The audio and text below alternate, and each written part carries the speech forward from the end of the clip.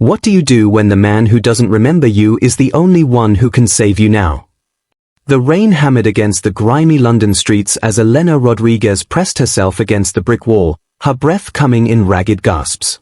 Blood trickled from the cut above her eyebrow, mixing with the rain streaming down her face. There she is. A voice echoed through the alley. Her brother's men. Of course Carlos wouldn't let her go that easily. Not when she discovered the truth about their family business, not importing olive oil from Spain, but trafficking young women across Europe. Elena's fingers trembled as she clutched the USB drive in her pocket. Evidence. Enough to bring down her brother's entire operation. But first, she had to survive the night. She burst from the alley onto the main street, her ankles screaming in protest. Behind her, footsteps pounded closer. 3 men, maybe 4. She wouldn't make it. Then she saw it, the sleek black Mercedes parked outside an upscale restaurant, engine running. Through the rain-streaked window, she glimpsed a man in an expensive suit. Without thinking, Elena yanked open the back door and threw herself inside. Drive! Please, you have to drive. The man turned, and Elena's heart stopped. Those eyes. Storm grey and piercing. Even after 12 years, she'd know them anywhere. Dante Moetti. The boy she'd saved had become a man, and not just any man. London's most feared mafia boss. Please, she whispered as shadows converged on the car. Dante's expression remained cold, unreadable. Then he spoke one word to his driver, go. The Mercedes shot forward just as her pursuers reached for the door handles. The safe house was a penthouse overlooking the Thames, all marble floors and floor-to-ceiling windows. Elena sat on the leather sofa, wrapped in a blanket, a medic tending to her wounds. Dante stood by the window, phone pressed to his ear, speaking in rapid Italian. When he hung up, he finally looked at her properly. Elena Rodriguez. 28. Works as a nurse at St. Mary's Hospital. Sister to Carlos Rodriguez, currently London's second-largest drug and trafficking operator. He paused. Want to tell me why his men are hunting you?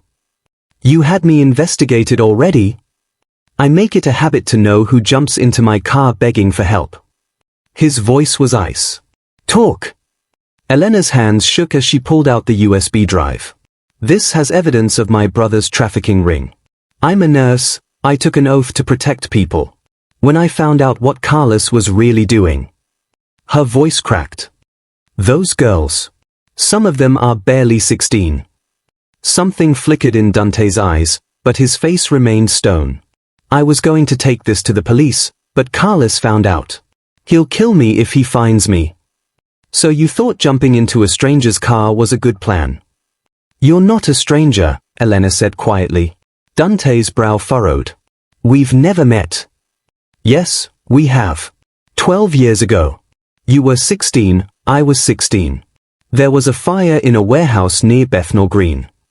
His expression didn't change. I don't know what you're talking about. Elena's chest tightened. Of course he didn't remember. Why would he? It was just one night, and he'd been unconscious for most of it. You were trapped inside. Everyone else had run, but I heard you calling for help.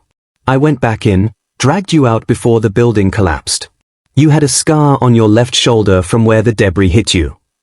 Dante's hand unconsciously moved toward his shoulder. The gesture was subtle, but Elena caught it. You stayed with me until the ambulance came, she continued, her voice barely above a whisper.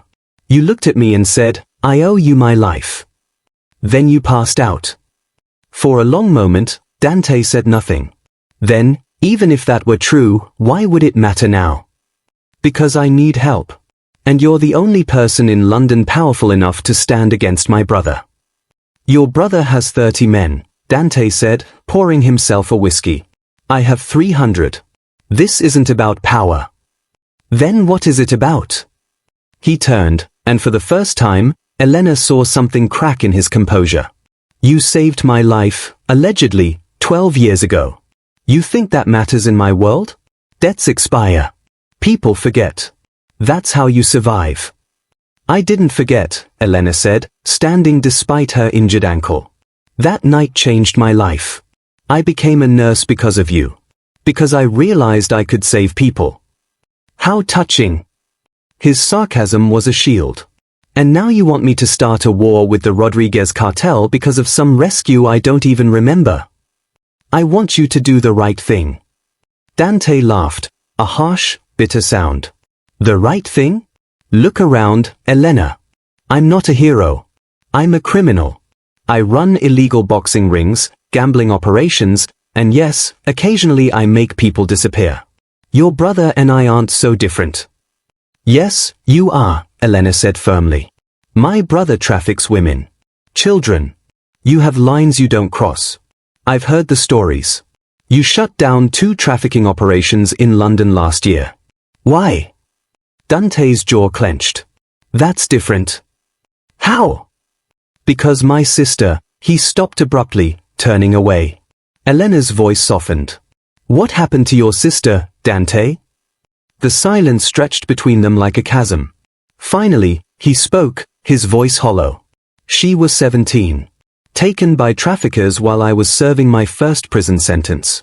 By the time I got out and found her, it was too late. Elena's hand flew to her mouth. Dante, I'm so sorry. Don't. He held up a hand.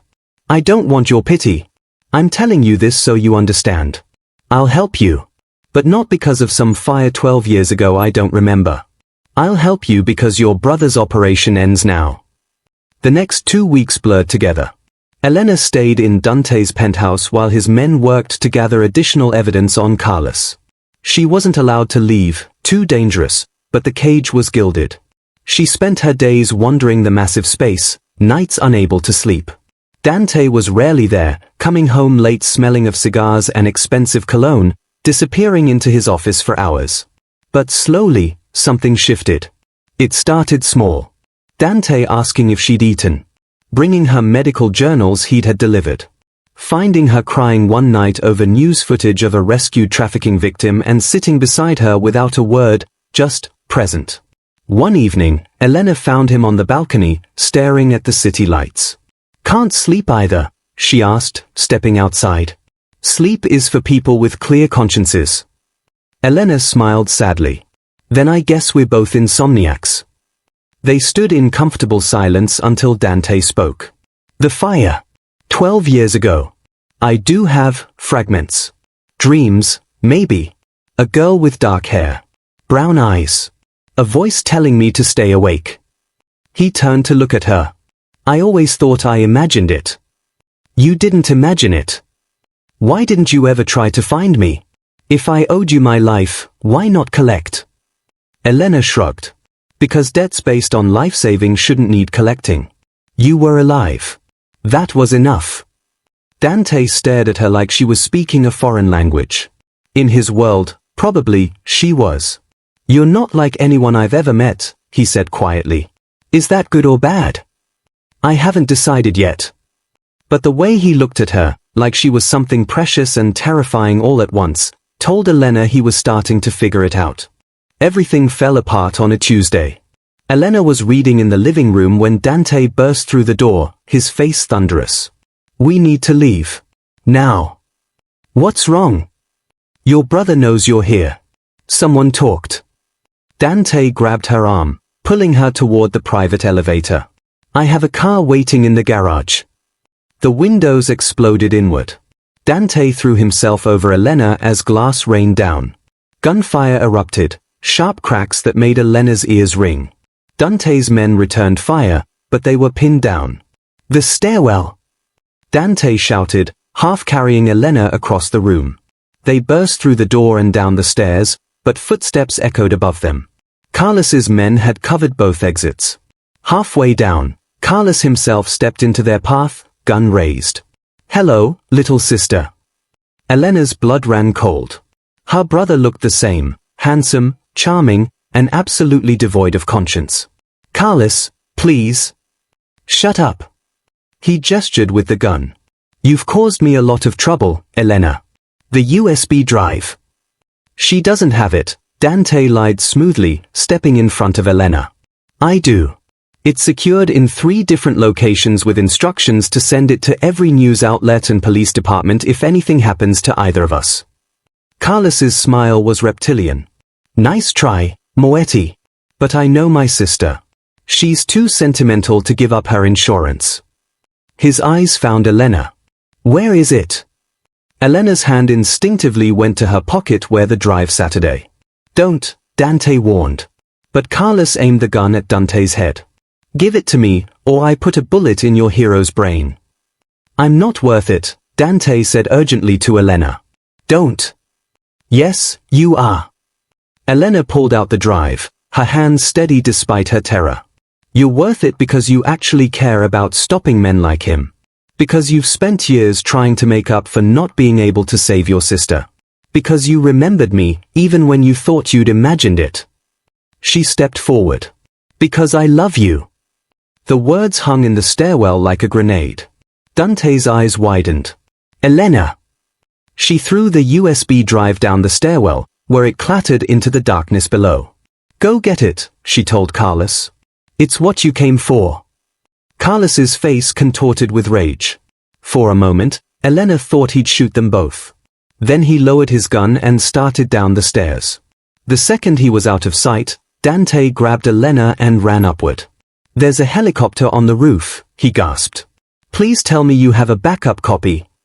3 copies. All in the cloud. I'm not stupid. Dante laughed, actually laughed, as they burst onto the roof where his helicopter waited, blades already spinning. They lifted off just as Carlos's men reached the roof, their shots sparking harmlessly off the helicopter's armored hull. The countryside safe house was small but comfortable. Dante's team had arrested Carlos using the backup evidence, and the trafficking ring was being dismantled piece by piece. Elena should have felt relieved. Instead, she felt hollow. You shouldn't have said that, Dante said quietly. They were in the kitchen, the first time they'd been alone since the rooftop. What? That you love me? You don't. You're experiencing trauma bonding, or... Don't tell me what I'm experiencing, Elena interrupted. I'm a nurse. I understand psychology. And I know the difference between trauma and truth. I'm not a good man, Elena. I never said you were. I said I love you. There's a difference. Dante ran a hand through his dark hair, looking more uncertain than she'd ever seen him. I can't give you a normal life. I can't give you safety or stability or... Did I ask for those things? No, but you deserve. What I deserve, Elena said, crossing to him, is to make my own choices. And I choose you. Scars, demons, and all. Why? The word was barely a whisper. Because 12 years ago, I saw a boy who thanked me even while bleeding and broken. Because 2 weeks ago, I saw a man who helped a stranger even though he didn't remember her. Because you're capable of goodness even when you don't believe it yourself. She took his hands. And because when I said I loved you on those stairs, you didn't hear weakness. You heard strength. That's the moment I knew for certain. Dante's defenses finally crumbled. He pulled her close, burying his face in her hair. I remember, he whispered. The fire. Your face. You wore a silver necklace with a little cross. You kept telling me about your grandmother's garden in Spain, anything to keep me conscious. And you smelled like vanilla. Elena's breath caught. You remember? I never forgot. I couldn't let myself believe someone like you was real. That someone would risk their life for me without wanting something in return. I wanted something, Elena admitted. He pulled back to look at her. What? For you to live. That's all I ever wanted. Dante cupped her face in his hands. I did live. Because of you. And I'm going to spend the rest of my life making sure you never regret saving me. When he kissed her, Elena tasted tears, hers or his, she couldn't tell. The garden was everything Elena had dreamed of. White roses, her grandmother's favorite, wound around the arbor where she stood in a simple white dress, no cathedral, no crowd. Just the people who mattered. Dante waited at the altar in a black suit, his eyes never leaving hers as she walked down the grass aisle. Who gives this woman? The officiant asked. She gives herself, Elena said firmly, and Dante's smile was like sunrise. The vows were simple. Promises to stand together against whatever darkness came. To remember that love wasn't weakness, it was the strongest armor they'd ever wear. When Dante slipped the ring on her finger, he whispered, "Thank you for saving my life." Both times. Elena kissed him, tasting salt and happiness. "Thank you for remembering me." Later, at the reception in their penthouse, Elena watched her husband across the room. He was talking business with his men, but his eyes kept finding hers, softening each time. One of Dante's associates approached. "Mrs. Moetti, your brother's trial starts next week. Will you be there?"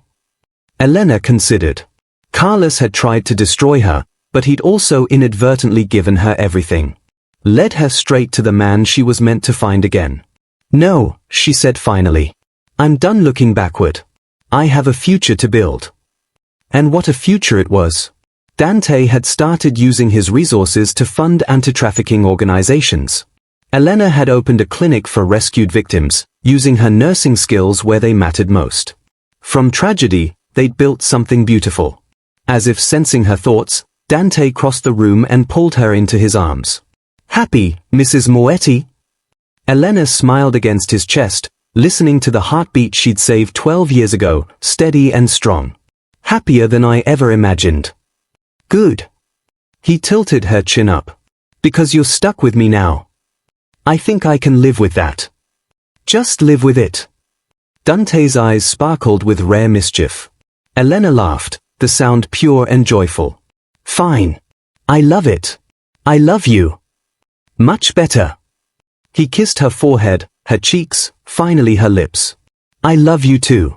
My beautiful savior." As the party continued around them, Elena thought about the girl she'd been 12 years ago, frightened but brave, running into a burning building to save a stranger. That girl had no idea her act of courage would lead her here. To love, to purpose, to a man who'd been worth saving in every possible way. Some debts, Elena realized, were meant to be paid in full. And sometimes, the universe had a funny way of bringing two people back together, not because fate demanded it, but because love simply wouldn't let go. Sometimes the people we save end up saving us right back. This is a story about second chances, remembered promises, and the kind of love that doesn't forget. Even when the mind does, the heart always remembers.